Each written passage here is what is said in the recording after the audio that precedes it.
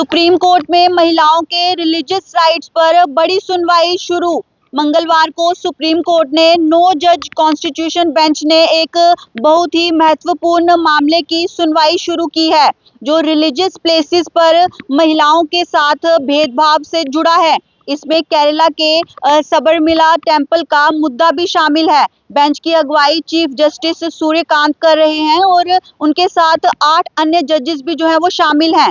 ये bench decide करेगी कि धार्मिक परंपराओं और महिलाओं के अधिकारों के बेंच बैलेंस कैसे जो है वो बनाया जाए। सुनवाई से पहले सेंट्रल गवर्नमेंट ने कोर्ट में अपनी तरफ से जो है लिखित जवाब भी दिया था और कहा था कि सबरीमला मंदिर में 10 से 50 साल की महिलाओं के प्रवेश पर पाबंदी थी और वो बरकरार रखा जाना चाहिए। सरकार का कहना है कि ये मामला धार्मिक आस्था और परंपरा से जुड़ा है, जिसमें कोर्ट को हस्तक्षेप नहीं करना चाहिए।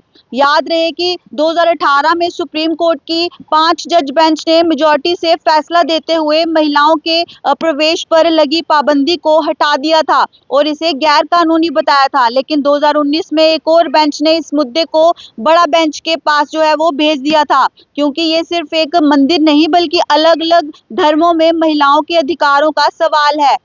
इस केस के साथ साथ मुस्लिम महिलाओं के मस्जिद और दरगाह में भी प्रवेश और पारसी महिलाओं के टेम्पल में भी जो एंट्री के मुद्दे भी इस बड़ी बेंच के सामने रखे गए हैं।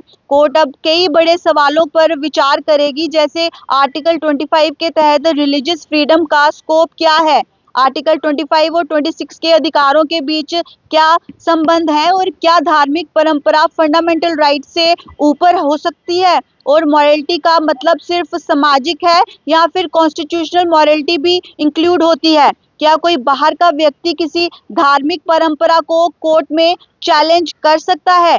सुप्रीम कोर्ट ने कहा है कि ये फैसला सिर्फ सबरीमला तक सीमित नहीं है, बल्कि देश भर में रिलीजियस फ्रीडम और जेंडर इक्वालिटी के लिए एक बड़ा प्रेसिडेंट सेट करेगा और इस मामले की फाइनल हियरिंग 22 अप्रैल तक चलने की संभावना है। देखते रहे आप इसी तरह के और अपडेट्स के लिए द मैंडेट।